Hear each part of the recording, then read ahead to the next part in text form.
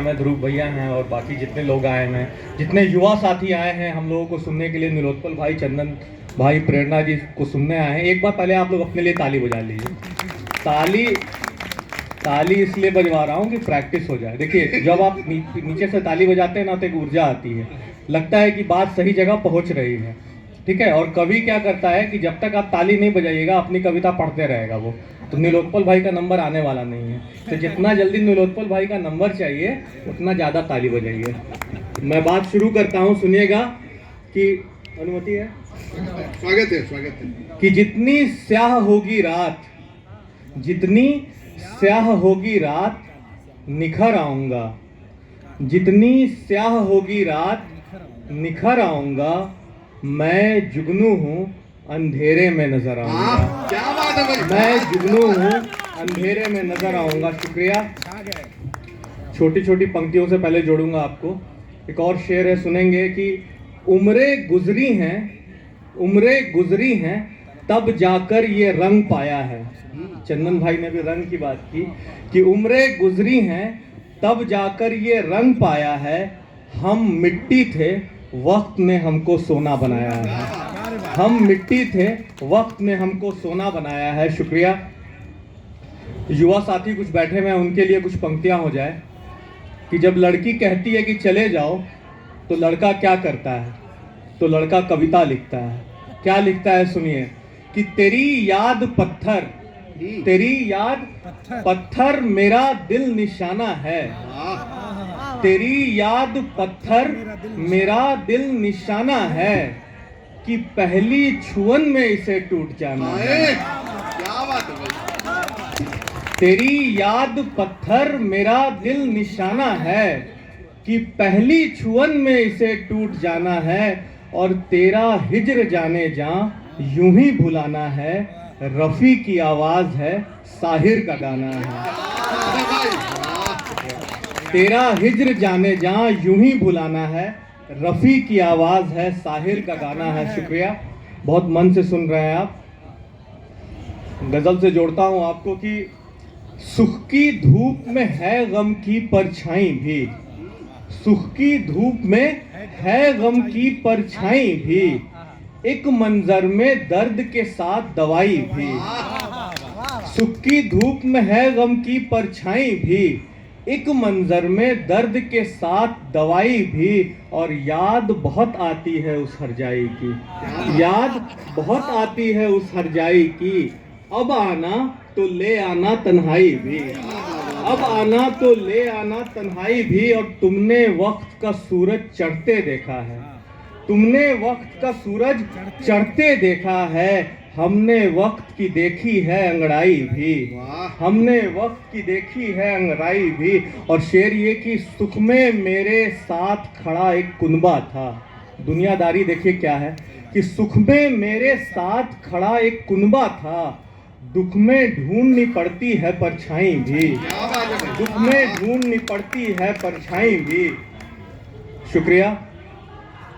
एक गजल से जोड़ता हूं, सुनिएगा कि यूं पहली बार सुनो तो, यूं पहली बार सुनो तो क्या खूब कहानी लगती है, यूं पहली बार सुनो तो क्या खूब कहानी लगती है, लेकिन फिर धीरे धीरे हर चीज पुरानी लगती है।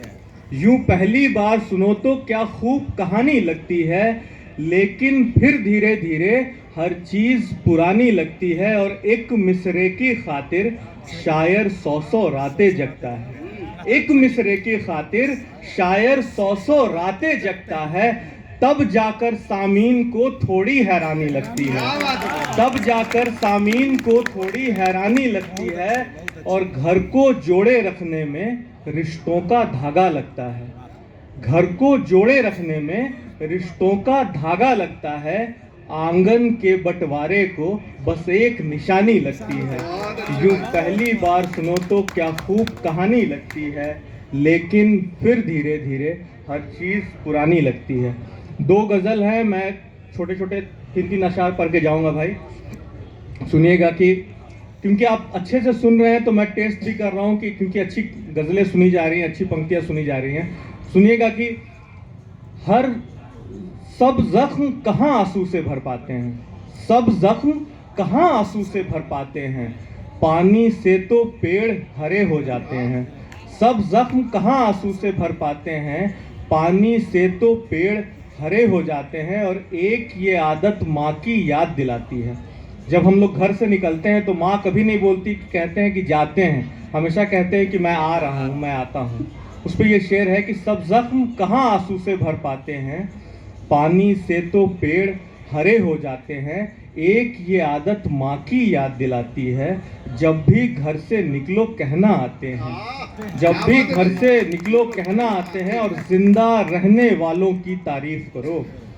आजकल सोशल मीडिया का ज़माना है, जब कोई लोग गुजर जाते हैं तो हम लोग उनकी तारीफ में लंबे लंबे पोस्ट लिखते हैं, लेकिन जब वो व्यक्ति जिंदा होता है तो अपनी तारीफ के बोल सुनने के लिए तरस जाता है। तो ये वक्त है कि हम जिंदा रहने वालों की, लिखने वाले, पढ़ने वाले या जो भी आपके करीब हैं, उनकी तारीफ करें। अब सुनिएगा कि जिंदा रहने वालों की तारीफ करो, जिंदा रहने वालों की तारीफ करो, मरने पर तो सब अच्छे हो जाते हैं। क्या बात है भाई, जिंदा रहने वालों की तारीफ करो, मरने पर तो सब अच्छे हो जाते हैं। अरे कहाँ गया है मेरा दिन वो सलोना रे, दिन वो सलोना रे। एक आदमी कितना भी बड़ा हो जाए, लेकिन ऐसे ही मेले में घूमते हुए जब अपने बच्चों को आइसक्रीम खरीदा रहे होंगे, अपने जीवन का इतना तनाव, इतना संतरास, इतना जंजाल, उसको किनारे रख के 4 मिनट इस गीत को सुनिएगा, 3 मिनट। मैं आपको चाहूंगा कि आप अपने बड़प्पन की दौड़ में कितना भी शामिल हो, थोड़ी देर के लिए आप उस बचपन की ओर लौटें। कि कहाँ गया है मेरा, अभी समझ गया कि ऑर्केस्ट्रा वाला गायक है, अभी ठीक किया, आप पकड़ा है। हमारा सब काम है, हम गुमटी हैं हिंदी साहित्य का। कुड़िया भी रहता है हमारे पास, पेट्रोल भी बेच लेते हैं, चॉकलेट भी है, पान भी बेच लेते हैं, सब काम करें। ये कहाँ गया है मेरा दिन वो सलोना रे, दिन वो सलोना रे। कि हाथों में था मेरे माटी का खिलौना रे, अरे हाथों में था मेरे माटी का खिलौना रे। अरे वही मेरा चांदी था, वही मेरा सोना रे। अरे कहाँ गया है मेरा दिन वो सलोना रे, दिन वो सलोना रे। और क्या था बचपन कि जहां मन जाते थे, अरे जो मन खाते थे, और गेंदा के फूल से तितली उड़ाते थे। जहां मन जाते थे, जो मन खाते थे, अरे गेंदा के फूल से तितली उड़ाते थे। कि दोनों हाथ ऊपर करके हवा हवा होना रे। अरे कहाँ गया है मेरा दिन वो सलोना रे, दिन वो सलोना रे। और क्या था बचपन, बचपन की जमींदारी, उसकी मिल्कियत कितनी बड़ी होती थी। आज हम लोग गज भर जमीन के लिए गर्दन उतारने के लिए तैयार हैं। एक खेत की मेड़ पर जितने घास नहीं उतने खून की धार आपको दिखाई पड़ती है। जहां हम खेत में 2 बाल्टी पानी इधर गिरेगा कि इधर गिरेगा, इस बात पर गर्दन काट देते हैं। वहां पर कि माटी हम खाते थे, धूल में नहाते थे, अरे सारी धरती थी अपनी कहीं लौट जाते थे। माटी हम खाते थे, धूल में नहाते थे, अरे सारी धरती थी अपनी कहीं लौट जाते थे। कि हरी हरी घास वाला कोमल बिछौना रे, कहाँ गया है मेरा दिन वो सलोना रे, दिन वो सलोना रे। और क्या था बचपन, बचपन के रिश्तेदारी की श्रृंखला देखिए, उसका ब्रह्मांडीय समीकरण कि एक बच्चे की रिश्तेदारी धरती से लेकर कहां तक जाती है, अनंत तक। कि आसमां पे आंखें थी, हाथ में सितारा था, और चांद मेरा मामा था, सूरज भी हमारा था। अरे आसमां पे आंखें थी, हाथ में सितारा था। अरे चांद मेरा मामा था, सूरज भी हमारा था। कि कौन नहीं चाहता था, हाय मेरा होना रे कहाँ गया है मेरा दिन वो सलोना रे, दिन वो सलोना रे। ये जो छोटे छोटे बच्चे हैं, इनकी मासूमियत का कंट्राडिक्शन, उसका विरोधाभास दो पंक्तियों में सुनाता हूं। कि चांद तारे तोड़ लेंगे, अरे कुछ भी सोच लेते थे। और टॉफी नहीं मिलती थी तो बाल नोच लेते थे। अरे चांद तारे तोड़ लेंगे, कुछ भी सोच लेते थे। अरे टॉफी नहीं मिलती थी तो बाल नोच लेते थे। कि एक जरा सी डांट पर, एक जरा सी डांट पर फूट फूट रोना रे कहाँ गया है मेरा दिन वो सलोना रे, दिन वो सलोना रे, दिन वो सलोना रे। पिछड़ा है, तुरंत हम लोग अशोक का दिखाने लगते हैं कि आए हो कभी पाटलिपुत्र के वैभव को तुमने देखा है? देखे तो हम नहीं हैं। बोलते हैं हम लोग, आओ कुम्हार के खुदाइयों में निकला हुआ देखो पाटलिपुत्र का वैभव। कभी जाकर राजगीर के गुफाओं को छू के महसूस करो कि जरासंध यहाँ पर कैसे कोका कोला पीता होगा। ये सब देते हैं हम लोग, वहाँ मार्केट बनाते हैं, हो सब घेर लेता है। बाप रे बिहार, धरती प्रणाम सर, सैल्यूट, क्या बात है, वाह आप लगते भी जरासंध है। माहौल बन जाता है वहाँ। ये सब सर हम लोग करते क्या करें, लफाजी जहाँ जाते यही। फिर हम सोचे दूसरा कोई गाना लिखते हैं जो थोड़ा सा समीचीन हो, थोड़ा सा वर्तमान के बिहार को रिफ्लेक्ट करता हो और सच भी हो। मोटिवेशनल स्पीकर नाम के प्राणी नाम आप लोग सुने ही होंगे। कुछ दिन जब मेरा किताब में चलेगा हम भी इसी धंधा में आएंगे, इसलिए आपको बता रहे हैं। आज के दिन में इस देश में उतना चिंतित आदमी नहीं है जितना मोटिवेशनल स्पीकर। हर एक आदमी के पीछे 5 मोटिवेशनल स्पीकर है जो दिन भर आपको मोटिवेट कर रहा है। आप जरा सा भी रोजी रोजगार का चिंता करते हैं वो आपको मोटिवेट कर देता है, चिंतित होने ही नहीं देता है। लेकिन हम लोग के टाइम में मोटिवेशनल स्पीकर नहीं था। हम लोग को बाप दादा क्या कहानी सुनाए, राजेंद्र बाबू जब स्कूल जाते थे चुनौती लेके जाते थे।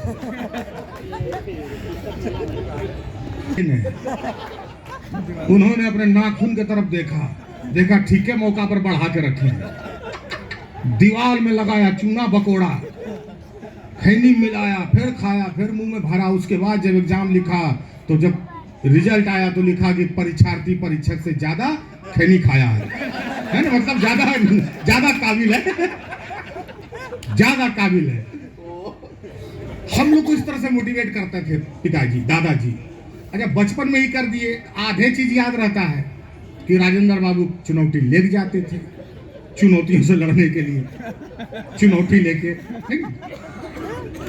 चुनौती से लड़ने के लिए प्रेरित करता है। आजकल का मोटिवेशनल स्पीकर नहीं समझता इस बात को। मैं ये बात पूर्वांचल, उत्तर प्रदेश, बिहार, झारखंड, छत्तीसगढ़ में जाता हूँ, वहां के लोगों से कहता हूँ कि दुनिया का सबसे बड़ा मोटिवेशनल स्पीकर है बाप का जूता। क्या बात है भाई, बाप का जूता। अगर बाप का जूता कपार पर पड़े वही आपको मोटिवेट कर सकता है। अगर आप उससे भी मोटिवेट नहीं हुए तब आपका इंजन कभी चालू नहीं हुए। हम सब जिस तरह से दौड़ में शामिल हैं, आप सबका हौसला चाहिए। अब मैं एक गीत सुनाता हूँ क्योंकि आप लोग दूसरे को कोहनी मारे, अगर ज्ञाने सुनना चले दूसरों को सुन लेते हैं सुनते बाबा लोग का हर जगह ज्ञान है। लेकिन देखिए हम मदारी हैं, हम पेटारी में तो रखे हैं हर हरिये साहब, लेकिन पहले भीड़ जुटाएंगे तब ताबीज बेचेंगे। अब काम भर का सर जुट गया है। जयंती जी बैठी हुए, ध्रुव भैया बैठे हुए, अमिताभ सर, चंद्रयान सर इस बार तो आप लोग पहुंचा दिए उसको जगह पर। कई बार वैज्ञानिकता भी लोक में इस तरह से मतलब विमर्श का विषय हो जाती है कि वैज्ञानिकता भी सोचती है कि मेरा विमर्श किस तरह से हो रहा है। पिछली बार जब चंद्रयान कुछ निशाने से इधर उधर रह गया तो लोग खैनी हटा के रिक्शा चाय दुकान पर बैठा है, इसरो से नए होगा, दूसरों को भेजिए।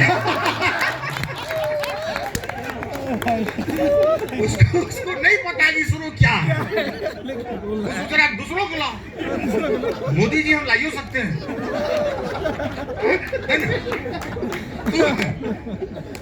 तो कई बार क्या है, तो मैं अक्सर कहता हूँ कि देखिए वैज्ञानिक प्रगति तो इस देश की है ही बहुत, मतलब हमारी वैज्ञानिक प्रगति का पूरी दुनिया लोहा मानती है।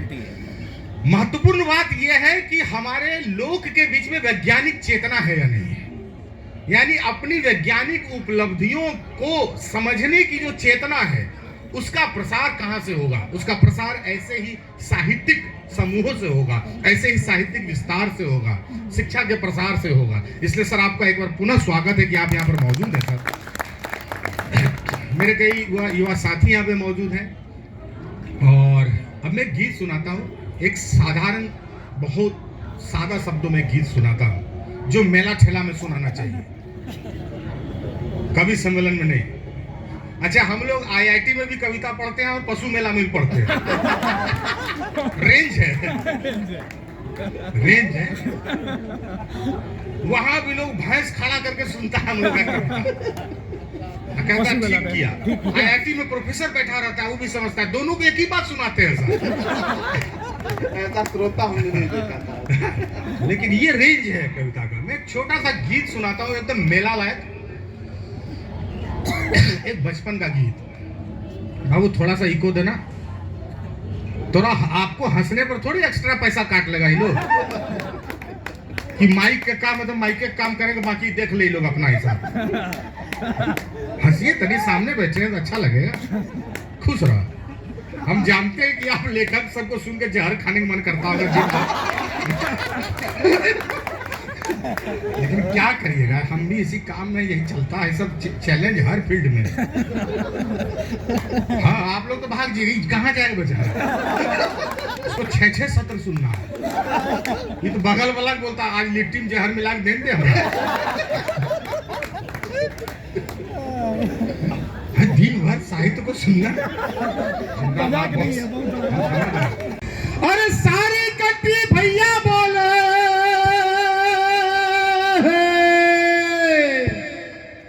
अरे सारी कंट्री भैया बोले हैं, हम सबके रिश्तेदार हैं। बिहार है रे राजा, हम बिहार हैं, बिहार है रे बाबू, हम बिहार हैं, बिहार है रे राजा, हम बिहार हैं, बिहार है रे बाबू, हम बिहार हैं। और क्या है, गाना तो लंबा है लेकिन मैं इसका एक अंतरा सुनाता हूं जो भी मैं मोटिवेशनल में सुना रहा था कि खैनी खा के दिए कलेक्टर और सतुआ पी के फिल्म को एक्टर। अरे अपनी बड़ाई खुद ही करे क्या, पढ़िए हिस्ट्री पलट के चैप्टर। अरे लिटरेचर में जीनियस है हम और मैथ में होशियार हैं। बिहार है रे राजा, हम बिहार हैं, बिहार है रे बाबू, हम बिहार हैं, बिहार है रे राजा, हम बिहार हैं, बिहार है रे बाबू, हम बिहार हैं। बहुत बहुत धन्यवाद। और एक गीत अब और सुनाऊंगा, उसके बाद हम फिर अपने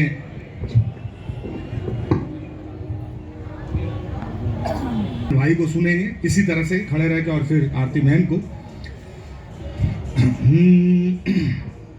एक गीत एक मेरा बड़ा वायरल है, ऐसे वायरल ये होता क्या है भगवान जाने, कब उसको वायरल माना जाए। ठीक है, कालिदास वगैरह इस टाइम में होते थे इंस्टाग्राम पर खत्म हो जाते, तुलसीदास अपडेटे करते मर जाते, इतना चौपाई अपडेट भी नहीं कर सकते। कहाँ से होता रामचरितमानस अपडेट रोज, और उसमें भी 4 आदमी पीछे से आगे लिख देता तुलसी तुलसी, कभी रजनीगंधा पर भी लिख के दिखाओ। प्रेमचंद सही समय पर जन्म लिए, सही समय पर चले गए, नहीं तो गोदान लिखे थे, नीचे कोई आगे लिखता खाली गाय भैंस दान नहीं लिखोगे। कुछ भी कर सकता है आदमी, तो ये बहुत चुनौतियों भरा समय है, बहुत चैलेंजिंग है। देखिए ये खाली गाय पर लिखता है, भैंस इसका क्या बिगाड़ा है, प्रेमचंद का खोपड़ी खराब, भागा अपना ब्लॉक व्लॉक करके कहीं बेचारा। लोग कह रहे कहा ना आते प्रेमचंद जी आजकल फेसबुक पर नहीं दिखते, नहीं ये भैंस पर लिख रहा है, लोग गुनिया रहा है हमको फेसबुक पर। तो ये हालत हो जाता, ये होता। तो मैं वही एक गीत सुनाता हूँ आपको, रील बनाने वाले लड़के, कि आप जिस समय गए हैं ध्रुव भैया, आप लोग जिस समय गए सर, अमिताभ सर, तो एक पीढ़ी इंस्टाग्राम की है, एक सेवाग्राम की पीढ़ी है। सेवाग्राम वाली जो पीढ़ी जिसने इंस्टाग्राम नहीं देखा है उसका एक मजा अलग था। तो वो जो मजा वाली पीढ़ी थी, जो मजा हम लेके आए हैं, उस पीढ़ी के लिए गीत सुनाता हूँ आज के बच्चों का पूरा सम्मान रखते हुए। स्कूल की दीवारों पर जाकर दिल बनाने वाले लड़के। आज से 10 साल पहले के किशोर से पूछिए या 20 साल पहले वाले से, ऐसा कोई लड़का नहीं होगा जो अपने स्कूल के लिए जा रहा होगा, उसको गिरा हुआ कोई ईंट का टुकड़ा, खपड़ा का टुकड़ा ना मिला हो और दीवार पर उसने एक दिल बना के छोड़ ना दिया हो। वो दिल किसका है, तीर कहाँ जा रहा है, किसको लगा, उसको कुछ नहीं पता। लेकिन इतिहास के दीवारों पर वो दिल आज भी अंकित है। कितनों ही विज्ञापन वाला अपना चूना पोत ले, जब भी उसको खखोर के उतारिएगा उसका दिल वहां छपा मिलेगा।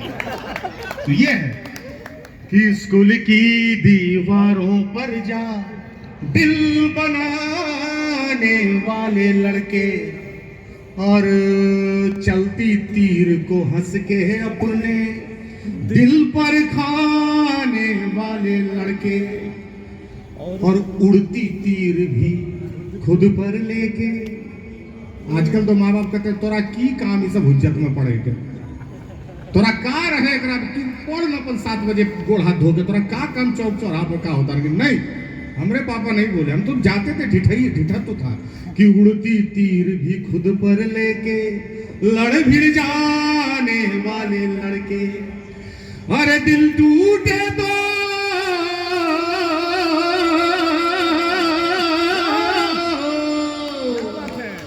पर दिल टूटे तो बिस्तर पर ही, अरे झील बनाने वाले लड़के। उस दौर का जादू क्या जाने ये रील बनाने वाले लड़के। उस दौर का जादू क्या जाने ये रील बनाने वाले लड़के। और क्या थे वो लड़के कि बास ताजी किताबों पर बासी अखबार की जिल्द चढ़ाने वाले लड़के, और खा के समोसा सीनियर के सिर दिल टिकाने वाले लड़के। और वो लड़के, मैं आप सब उन युवाओं के लिए पढ़ रहा हूँ ये पंक्ति, जो अभी अभी अपने हॉस्टल से, ये महेंद्रू से, उसके वो 3x3 के कमरे में जहाँ कुकर मुश्किल से घुसता है, जहाँ आप किस तरह से टांग घुसा के जी रहे हैं, संघर्ष कर रहे हैं, ऐसे गलियों से निकलने वाला लड़का जो पॉकेट में पैसा लेके निकलता है कि सेंट खरीदने जाएंगे, अब थोड़ी देर के बाद बोरी रोड से लूसेंट खरीद के वापस आ जाता है ना। वो जो लड़का है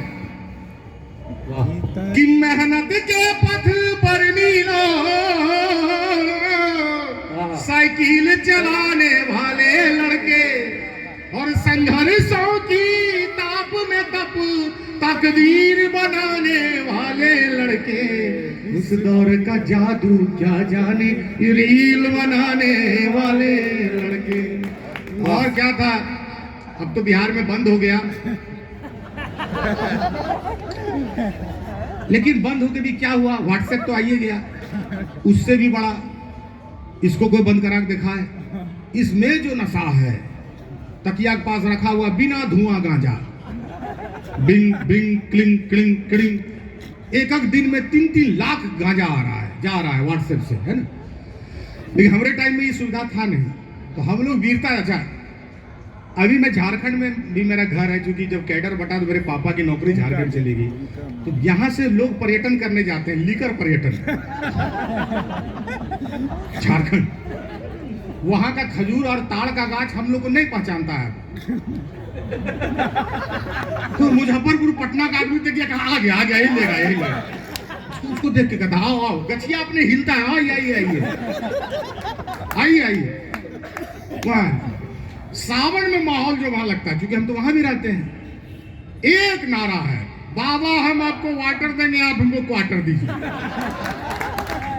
ये वहां स्थिति, गंगा यहाँ है ना। तो वहां तो उस जमाने में क्या था बहादुरी, कि बियर पचा के खुद को बहादुर वीर बताने वाले लड़के, और निकले सड़क पर गुमटी दफ्तर सील कराने वाले लड़के, और खड़े खड़े थाना ठेकेदारी डील कराने वाले लड़के।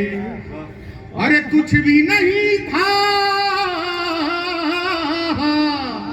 कुछ भी नहीं था, फिर भी सिकंदर फील कराने वाले लड़के। उस दौर का जादू क्या जाने, ये रील बनाने वाले लड़के। और क्या थे वो लड़के, जो खो गए नौकरी खोजने में, जो खो गए कहीं किसी कॉल सेंटर में जॉब की चक्की में पिसते हुए जो लड़के खो गए हैं, जिनको कभी कभी आप छठ घाट पर पाते हैं तो पहचान नहीं पाते हैं कि यही वो लड़का है जो वर्षों पहले, दशकों पहले संघर्ष करते हुए खो गया। कि एक शेर रट खुद को गालिब मीर बताने वाले लड़के, और बिन चावल बिन दूध बातों की खीर बनाने वाले लड़के। लेकिन यही बेपरवाह आवारा अल्हड़ लड़के जब जिम्मेदारियां संभाल लेते हैं, और वो जिम्मेदारी कलम की हो तो और बड़ी जिम्मेदारी है। मैं अपने कलम के दो मित्रों के लिए पढ़ रहा हूँ जो यहाँ पर मौजूद है, रजत जी और चंदन जी, कि हक में उठे तो, अरे जब हक में उठे तो कलमों को शमशीर बनाने वाले लड़के। उस दौर का जादू क्या जाने, ये रील बनाने वाले लड़के, ये रील बनाने वाले लड़के। जिंदाबाद पटना।